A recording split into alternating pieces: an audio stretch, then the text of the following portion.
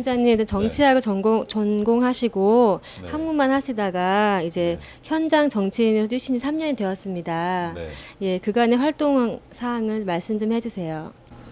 글쎄, 먼저 제가 정치를 시작하게 된 계획이나 뭐 이런 거 먼저 말씀을 드릴게요. 그거는 저는 사실 정치를 할 거라고는 생각을 하지 못했습니다.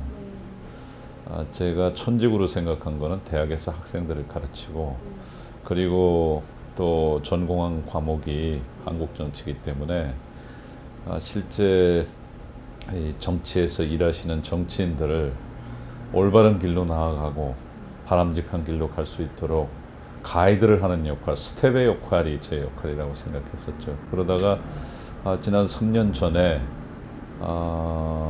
3년 전이 아닙니다. 사실 처음에 시작을 하게 된 거는 4년 전에 처음 김문수 경기도지사의 권유를 받고 아주 강한 권유를 받았습니다. 그래서 정치를 시작해 보겠다는 마음을 처음 먹었고, 그래서 제 고향인 이 경기도 고양시에서 당시에 18대 총선 후보로 예비 후보로 등록을 했었습니다. 그때는 후보가 되지는 못했고요. 그 후에 다시 경기개발연구원에서 수석연구위원으로 도정 정책을 연구하고 있던 도중에 부천시 오종구에 새로운 당협위원장을 공모하는 일이 있었어요. 그래서 그때 또다시 주변 분들의 강권을 받고 오종구의 당협위원장으로 오게 돼서 사실상 현실 정치에 발을 들여놓은 건 3년이죠. 그리고 그 3년 동안 부천시 오종구의 과제와 또 주민들의 염원을 좀 정치에 담아내기 위해서 이런저런 일들을 했습니다. 그런데 그중 가장 먼저 생각나는 것은 이 소사대곡간 전철이 있어요. 그 소사대곡간 전철을 일반 철도와 국철로 만들기 위해서 주민들의 서명을 받고 그 서명 받은 내용을 가지고 기획재정부와 또 국토해양부 장관을 만나서 청원을 하고 그 결과 뭐 한 70~80% 정도는 지금 국철이 일반 철도로 바뀌는 것이 가능해졌습니다만은 아직도 한 가지 과제가 남아 있긴 있습니다. 근데 오자마자 우리 주민들의 서명을 받고 주민들의 힘을 빌려서 지역의 과제를 해냈다는데 보람과 자부심을 느끼고 있습니다. 예, 그리고 기타 이제 우리 오정동에 있는 오정동 군부대를 이전시키기 위해서 그때도 이제 여러분들의 뜻을 모아서 그 군부대 이전의 당위성을 당시 한나라당이죠. 한나라당과 또 국방부, 국회 등등에 열심히 설득을 했습니다. 그런데 그 문제는 역시 대통령이 결단을 내리지 않으면 이루어질 수 없는 문제이기 때문에 제가 이번에 대선 캠프에서 박근혜 후보를 도우면서도 이 오정동 군부대는 꼭 이전시켜야 된다는 점을 강조해 오고 있습니다. 아마 우리 박근혜 후보가 대통령으로 당선이 된다면 보다 현실성 있는 과제가 되지 않을까 생각됩니다. 네, 지금 그럼 박근혜 후보님 선거운동 열심히 하고 계시는데 선거 캠프에서 맡으신 직책은 어떻게 되시고 선거 활동은 어떻게 하고 계시는지 말씀해 주세요.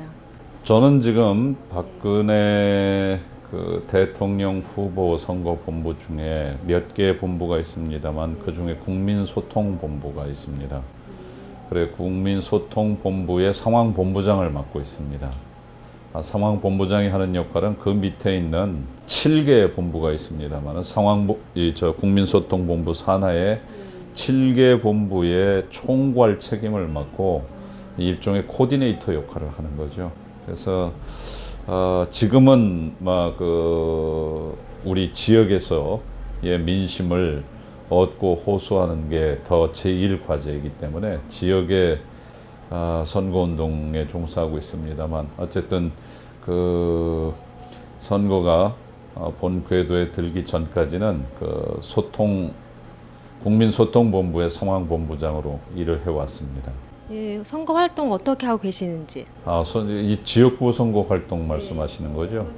일단은 저는 아침 저녁으로 이 인사를 제가 직접 합니다. 나가서 우리 주민들께 인사를 하면서 간혹 이제 그 연설원으로 우리 박근혜 후보 지지를 호소하는 연설을 하는데 저는 네거티브는 하지 않습니다. 제가 여태까지 우리 다른 후보, 특히 뭐 문재인 후보가 왜 안 된다, 왜 자격이 없다, 이런 문제점이 있다, 이런 얘기는 한 번도 한 적이 없어요. 다만 우리 박근혜 후보가 왜 지금 이 시대에 대통령이 되어야 하는지 그런 걸 네 가지 점에서 말씀을 드리고 있습니다. 첫째는 정책과 경륜 측면에서 충분히 준비된, 또 그래서 국민들의 어려운 점이나 필요한 정책을 잘 알고 있는 준비된 후보라는 점. 그리고 둘째는 통합과 포용의 리더십을 가진 여성 정치인, 여성 대통령 후보라는 점. 그래서 배타적이고 싸우고 하는 것보다, 편가르고 싸우는 것보다는 항상 통합하고 어려운 서민층의 그 어려움을 어머니의 마음으로 잘 이해할 수 있는 후보라는 점. 그 점을 강조하고 있죠. 어머니라는 게 그렇잖아요. 모정이 본래 어렵고 힘들고 못난 자식에게 더 사랑이 쏟아지는 게 어머니 마음 아니에요. 그래서 우리 서민들, 어렵고 힘들고 고통스러운 서민들의 마음을 보다 더 잘 이해할 수 있는 모성의 리더십이 필요하다. 이 점을 강조합니다. 그리고 뭐 그래서인지 몰라도 전 세계의 복지 모범 국가를 달리는 나라들이 있어요. 저기 뭐 노르웨이나 스웨덴이나 핀란드나, 여기 대통령이나 수상들이 전부 여성들이었거든요. 그래서 여성들이 대통령 수상을 하면서 국가를 끌어나갈 때 그 나라들이 세계 행복지수 1위의 국가가 된 겁니다. 그래서 저는 그런 점을 강조를 하고 있죠. 그리고 또 위기에 강한 대통령. 그래서 우리 대한민국이 지금 정말 쉽지 않은 상황에 처해 있다는 거 다 아는 상황 아닙니까? 그래서 그런 이 어려운 상황에서 위기의 대한민국을 끌어갈 수 있는 사람이 바로 우리 박근혜 후보다. 박근혜 후보만큼 아마 인생의 위기를 많이 겪었던 사람도 없을 거예요. 왜냐하면 20대 초중반에 어머니를 잃고 또 아버지를 잃었습니다. 가족이 파탄이 났죠.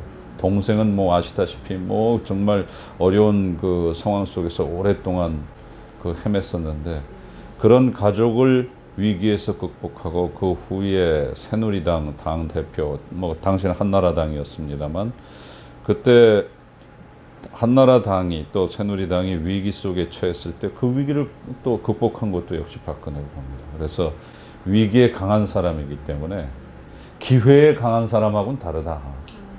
그래서 위기에 강한 지도자가 지금 우리 대한민국에 필요한 것이 아니냐. 뭐 이런 점들을 말씀을 드립니다. 예.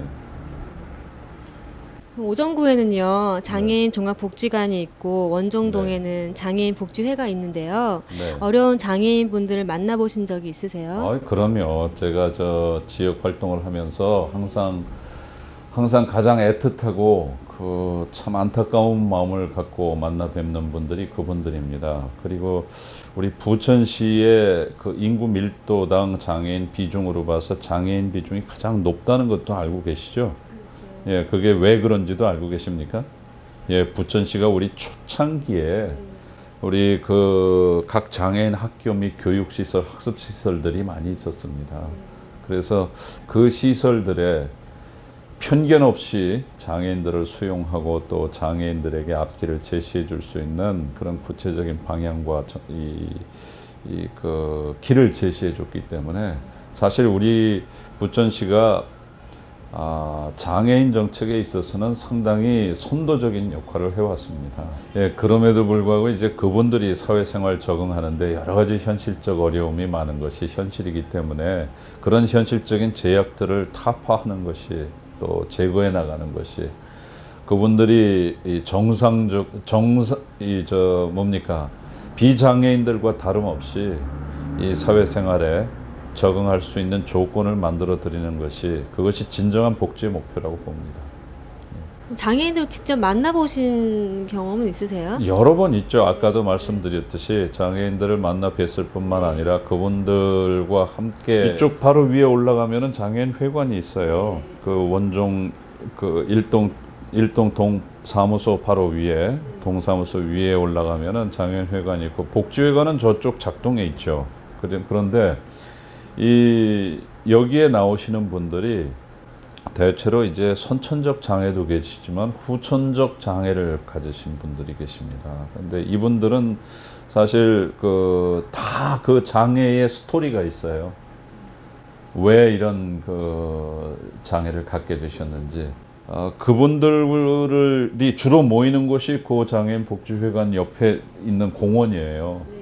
그 공원 이름 정확하게 뭔지 모르겠습니다만은 아마 원종 어린이 공원인가 그럴 겁니다. 그 공원에서 그분들을 만나서 왜 그렇게 되셨는지 이야기를 들어드리는 것. 그리고 그동안 얼마나 불편하셨는지 그 불편을 들어드리는 것. 이제 그분들은 글쎄 들어드리는 것이 구체적 해결책 없이 얘기를 듣는 것이 무슨 의미가 있겠느냐 하실지 몰라도 사실은 그분들께는 그렇게 자기들의 상황과 처지를 들어주는 사람이 필요하더라고요. 그래서 제가 지난 선거 과정 중에 혹은 또 그 선거 전에 지역을 돌 때 거기 계시는 우리 장애인분들과 함께 그런 이야기를 들어드리고 또 함께 마음을 나누고 그랬던 기억이 지금 가장 먼저 떠오르네요.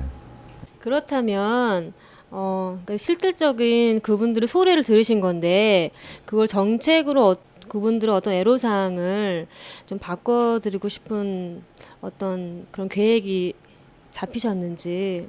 흔히 우리가 장애인 복지하면은 장애인들에게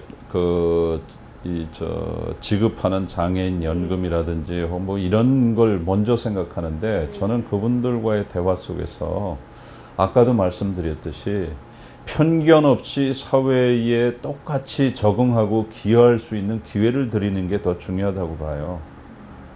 그러니까 예를 들어서 장애인 기금이나 장애인 지원금을 몇 번 더 만들어 드리는 거 이것도 물론 그분들에게 의미 있고 중요한 일이긴 하겠습니다만 그것보다 더 중요한 것은 우리 사회에서 장애인을 바라보는 편견과 그릇된 시각이 있습니다. 이게 장애인들은 예를 들어 좀 뭔가 어려운 상황 속에 있기 때문에 자기들의 입장만 내세운다든지 혹은 몸이 불편하기 때문에 어떤 일의 능률성이 훨씬 떨어진다든지 혹은 집단 이기주의적 요구를 많이 한다 이런 편견들이 있는데 그런 편견을 먼저 없앨 수 있고 그리고 제도적으로 그분들이 함께 우리 사회 속에 들어와서 함께 할 수 있도록 현재 있는 노동 관련법들 중 가운데 장애인 복지 규정이 사실 좀 사문화된 것들이 많거든요. 장애인을 의무적으로 고용해야 하는 업체에서도 사실 그 기준을 채우지 못하고 과태료만 내면 돼요. 근데 그런 과태료를 왜 냅니까? 그거는 결국 어려운 상황 속에서 장애인들을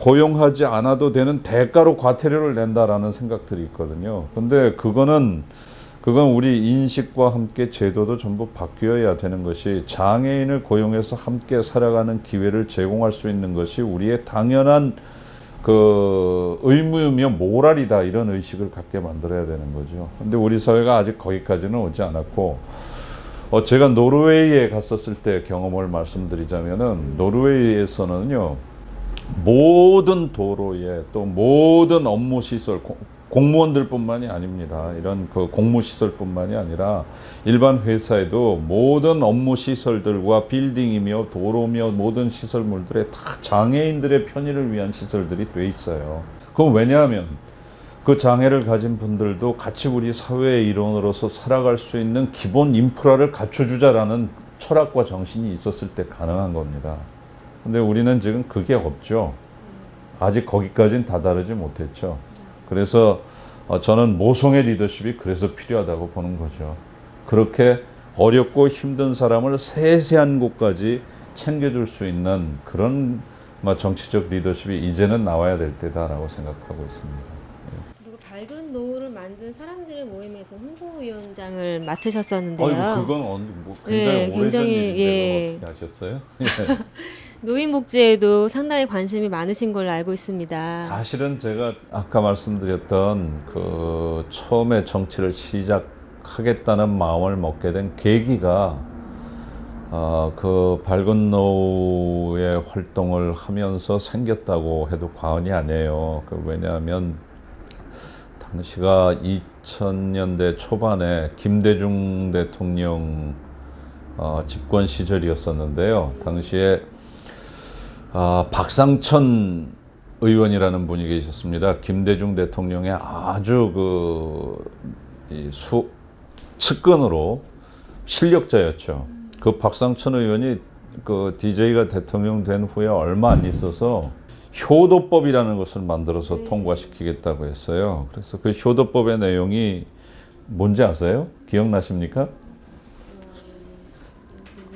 예, 효도법의 내용이 바로 이 자식들이 부모에게 효도하지 못하고 모시지 않으면 그 자식들을 형사적으로 처벌할 수 있는 이 법률 내용입니다. 그래서 마치 외형적으로 본다면 노인들을 끔찍하게 위하는 듯한 그런 법안이었었는데 저는 사실 반대했습니다. 그리고 반대뿐만 아니라 철저하게 그 반대 청원 운동까지 벌였어요. 그 이유는 왜냐하면 그때까지도 모든 노인들뿐만 아니라 일반적인 인식이 노인 복지란 바로 가정의 문제다라고 그 틀을 가정으로 가둬놓고 있었습니다. 자식들이 부모한테 잘해야 되는 문제. 그리고 잘난 자식이 있으면 별로 걱정할 필요가 없고 자식이 못나면 노인들은 어쩔 수 없이 고통과 이 어려움을 감수해야 된다는 생각이 일반적이었단 말이에요.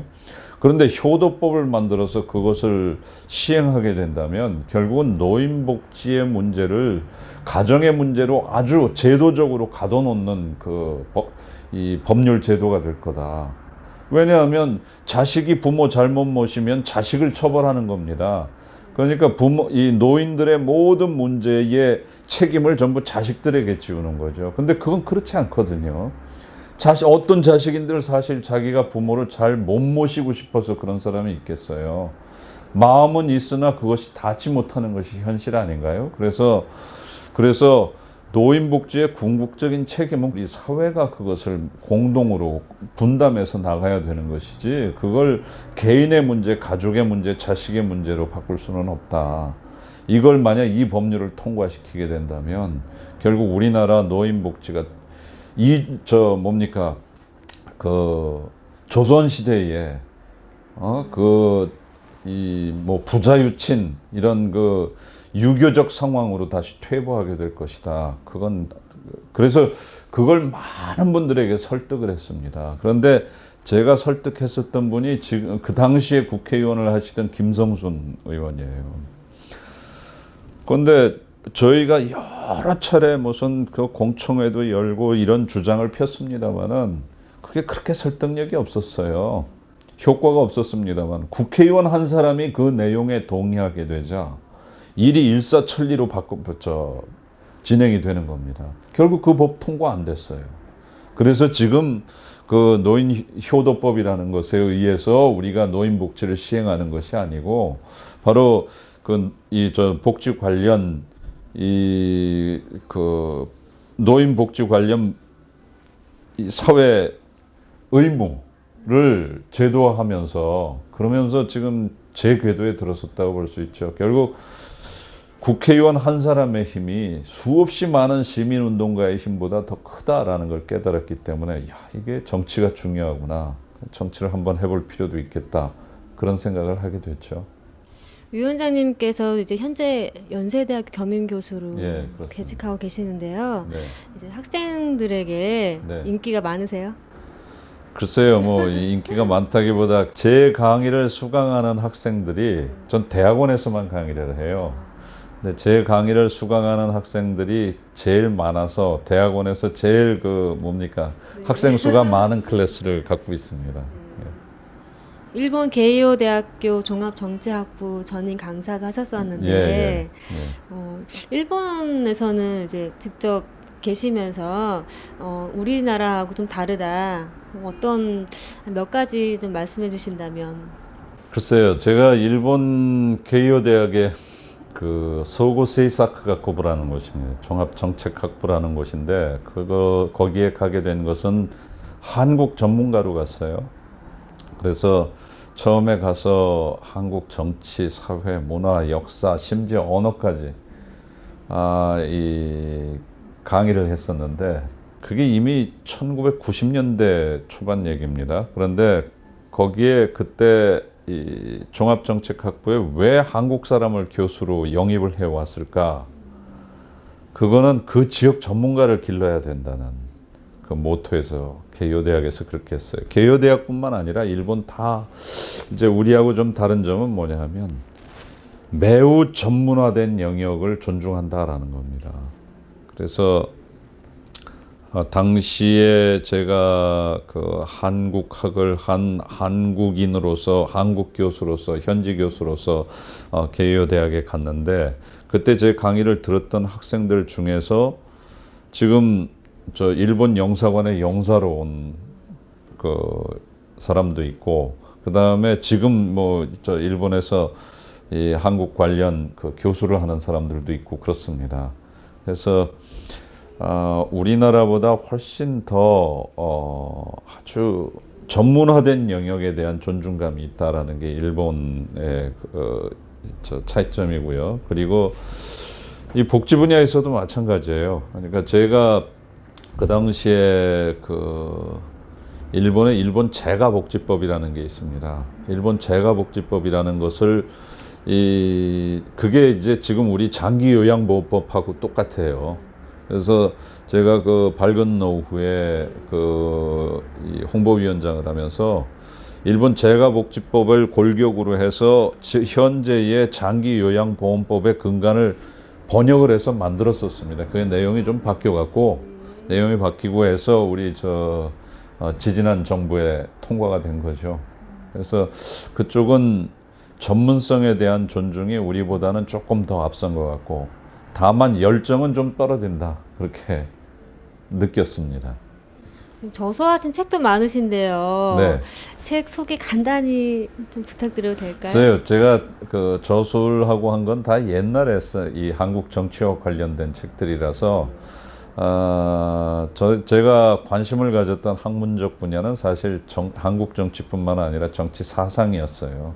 가치, 이념, 철학에 관한 것들이었고 그래서 저는 자유주의와 민주주의와 자유주의 또 그것이 적용되는 범위에 있어서의 여러 가지 이즘들이 있습니다. 그래서 거기에 관심을 갖고 번역하거나 저술한 책들도 뭐 이제 거기에 관계된 것들이 많이 있는데요. 뭐 이젠 그 연구하고 머릿속으로 생각했던 이상적인 가치를 현실에 적용시켜서 실현시키는 것, 그것이 현재의 과제라고 생각하고 있습니다. 예. 유 원장님 건강관리는 어떻게 하고 계셔요? 전 자전거를 타요. 네, 맞아요. 예, 그래서 자전거를 타고 다니기 때문에 특별히 뭐 그 운동을 따로 하는 것은 없지만 자전거를 타면서 이 건강도 도움이 되고 또 많은 사람들 마음을 엿보고 또 이야기도 들을 수 있어서 뭐 일석이조의 수단이라고 생각합니다. 사모님과도 같이 타시나요? 저희 집사람하고 저하고 두 사람이 같이 타는 자전거가 있어요. 그래요? 예, 그래서 왜 어디 놀이공원 가면은 두 사람이 같이 타는 거 있잖아요. 저희는 그거 타고 다닙니다. 예. 네. 예. 이렇게 인터뷰에 바쁘신데 인터뷰 응해주셔서 너무 감사드립니다. 네, 감사합니다. 수고하셨습니다.